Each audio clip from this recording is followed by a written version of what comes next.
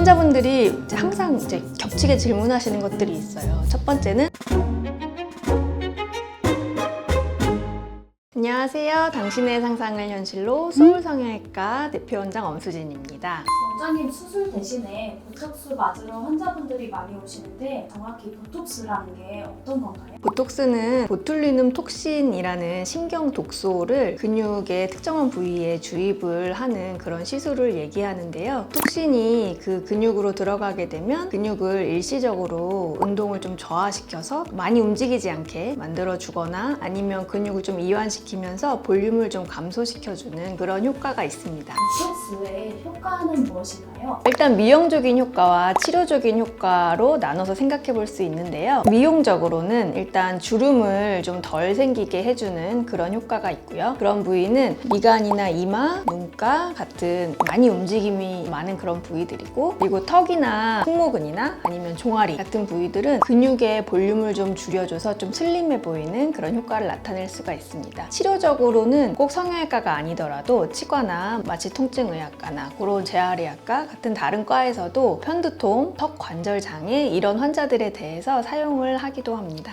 보톡스가 신경 독소라고 하셨는데 독소라는 건 몸에 안 좋잖아요. 인체에 무해한가요? 처음에 발견됐을 때 그 균 자체는 당연히 이제 사람에게 치명적인 균이기는 하지만 그것을 저희가 정제하고 용량을 조절을 해서 안전하게 이제 사람에게 써도 위험하지 않게 그렇게 만들어 놓은 게 보톡스이기 때문에 인체에 막 해가 되지는 않고요. 이 독소는 특이하게도 한 3개월에서 6개월 가량 시간이 지나면 저절로 생분해돼서 몸에 전혀 남아있지 않게 됩니다. 그래서 위험하지 않아요. 부작용이 있어서 입이 안 움직인다든지 여러 가지 이야기들이 있는데 대부분 보톡스로 생기는 부작용은 정확한 부위가 아닌 다른 부위에 들어갔을 때 생기게 되는 현상들인데요. 예를 들어서 입꼬리 보톡스를 맞았는데 정확한 입꼬리 내림근이 아닌 그 주변 어딘가에 맞았다. 그랬을 때는 오히려 입이 삐뚤어진다거나 그런 일들이 발생할 수도 있고, 이마 전체에 맞았는데 용량이 어느 부위는 좀 덜 들어갔다 하면 그 부위만 조금 더 인상이 많이 써지거나 움직여지면서 그 부위들이 좀 더 부각돼서 보이거나 하는 일들이 일어날 수 있는데요. 보톡스는 3개월에서 6개월 지나면 몸에서 모두 흡수가 되어서 없어지기 때문에 그런 불편함들이 생겼더라 하더라도 너무 걱정하지는 마세요. 물론 그 기간 동안 좀 불편은 하시겠지만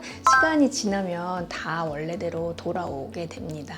보톡스에도 종류가 여러 가지가 있는 것 같아요. 네. 어떤 종류가 있나요? 크게 보톡스 생산지에 따라서 국산인지 수입산인지 이렇게 크게 나눌 수도 있고요. 내성을 예방해주는 보톡스인지 아니면 그런 작용은 따로 없는 그냥 보톡스인지, 내성이 생기는 거 안 생기는 거 이렇게 두 가지로도 크게 나눌 수 있습니다. 지금 저희 병원에서 쓰고 있는 보톡스는 첫 번째는 제오민이라는 보톡스, 두 번째는 코어톡신. 첫 번째로 제오민은 독일에서 만든 수입산 그리고 내성이 생기지 않는 보톡스고요. 두 번째 코어톡신은 국내에서 만든 국산 하지만 내성이 생기지 않는 그런 보톡스고요. 이렇게 한 두 가지 정도가 있을 수 있겠습니다. 내성이 생기는 보톡스, 안 생기는 보톡스 말씀을 드렸지만, 그러니까 내성이 생기는 보톡스라고 하는 보톡스라도 내성이 안 생기는 보톡스라고 하더라도 이런 것들을 잘 지키지 않으면 내성이 생길 수도 있는데 부위에 따른 적절한 용량을 써야 되고요. 기간을 잘 지켜서 맞아야 돼요. 요즘에는 보톡스가 너무 흔해진 시술이고 많이 싸진 시술이기도 하잖아요. 너무 약하게, 그러니까 용량을 너무 작게 해서 환자분들에게 자주 맞아라 이런 식으로 이제 얘기해주는 병원들이 있는데 절대 그런 데는 가시면 안 됩니다. 그렇게 맞으면 내성이 생기게 되는 거거든요. 사실 보톡스라는 약은 한 앰플 안에 가루가 들어있어요, 보통. 그래서 거기에 병원에서 생리식염수를 타서 믹스된 그 용액을 환자분들에게 주입을 하는 건데, 병원에 따라서 생리식염수를 타는 양을 다 다르게 할 수가 있거든요. 그래서 너무 생리식염수를 많이 타서 너무 약하게 희석이 많이 된 그런 보톡스를 맞으시면 처음에는 물론 반짝 효과가 나타나지만 유지기간이 아주 짧게 되고, 그 유지기간이 짧으니까 3개월이 되기 전에 또 맞고 이렇게 하다 보면 결국 내성이 생기게 되는 거라서요.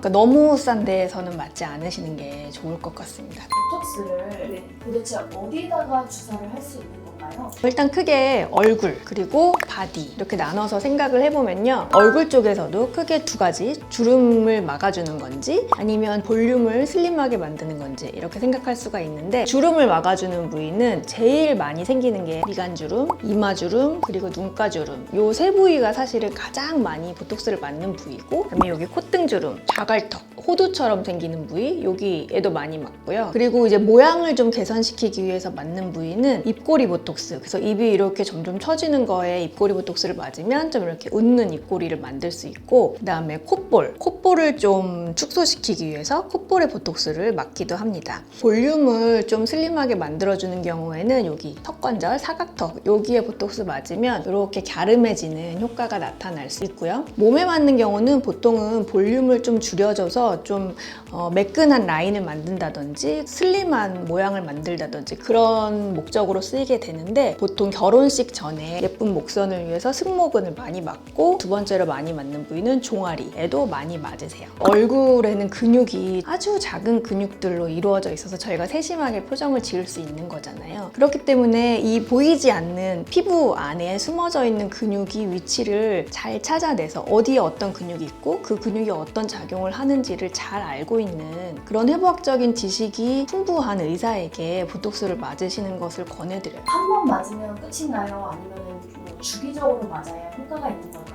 움직임을 막아주는 부위에다가 놓는 보톡스들은 보통 한 3, 4개월 정도 유지가 되고요. 볼륨을 좀 줄여주기 위해서 맞는 보톡스, 얼굴에서는 턱, 그리고 나머지 바디 보톡스들은 6개월 정도 유지가 돼요. 그래서 그 주기에 맞춰서 보톡스를 맞으시기를 추천을 드려요. 보톡스를 맞고 나서 특별하게 관리를 해야 되거나 그런 주의사항 같은 게 있을까요? 예를 들면은 뭐 심한 운동이나 사우나나 뭐 뜨거운 찜질방 이런 것들 한 2주 정도 피하시고, 턱 같은 부위는 당일날 맞은 날 너무 많이 딱딱한 거 씹는다거나 움직이면 약이 잘 안 퍼지면서 좀 울퉁불퉁해질 수 있으니까 그러지 않도록 조심해달라고 말씀드리는데, 사실 보톡스는 그렇게 많이 위험한 시술은 아니기 때문에요, 아주 큰 주의사항은 없습니다. 다만 일반적인 시술 후에 조심해야 되는 주의사항들만 잘 지켜주시면 괜찮을 것 같아요. 환자분들이 항상 겹치게 질문하시는 것들이 있어요. 첫 번째는 한 번 맞으면 계속 맞아야 된다는데, 그럼 나 지금 맞으면 이제 못 끊는 거 아니에요? 전혀 그렇지 않습니다. 내가 이번에 한 번 맞았는데 맞아보니까 괜찮아, 그래서 계속 맞아야겠다 싶으면 이제 그 주기를 맞춰서 계속 맞으시면 효과가 계속 유지가 되는 것이고, 한 번 맞아봤는데 나는 이제 불편해서 안 맞고 싶어 하시면 그냥 그 다음에 안 맞으시면 원래대로 다 100% 돌아가게 되는 거거든요. 한 번 맞는 거 너무 겁내지 마시고 한번 맞아보시는 거를 추천드려요. 두 번째는 보톡스 맞다가 안 맞으면 더 주름이 자글거린다던데 이렇게 물어보시는 분들 많이 계신데, 보톡스가 이제 있는 기간 동안에는 뺑뺑하니까 젊어 보이다가 보톡스 효과가 이제 슬슬 떨어지면은 그 원래 있었던 그 주름들이 이제 보이거든요. 점점 보이기 시작하면서 이제 오히려 더 옛날보다 내가 늙어진 것 같은 체감 온도가 좀 그렇게 느껴지는 것이지, 실제보다 더 많이 보톡스 후에 원래보다 더 늙어지게 되는 것은 아닙니다. 그렇지만 그 기간들이 또 길어지게 되면 다시 주름이 생기고 하면서 다시 노화가 또 진행될 수 있다는 것만 알아두시면 될 것 같고요. 그리고 보톡스 맞고 나서 눈뜨기가 무겁다, 눈이 많이 붓고 눈뜨기가 무거웠다는데 이마 보톡스 맞아도 돼요? 그러시는 분들 계신데, 이마를 이렇게 무의식적으로 들고 있었던 걸 보톡스가 이렇게 잡아주면은 여기가 이렇게 처지게 되는데, 원래 눈꺼풀이 많이 처져 있었던 분들은 이마를 못 들게 되면 당연히 이렇게 처지면서 그게 무거워지거든요. 그래서 보톡스가 잘못돼서 그런 게 아니라 원래 내 눈이 많이 처져 있었던 거를 그동안은 숨겨져 있었던 거라고 보시면 돼요. 그런 분들은 사실 시술 전에 저희가 미리 또 잘 판단을 해서, 그게 또 의사의 역량이라고 할 수 있는데, 그런 분들에게는 미리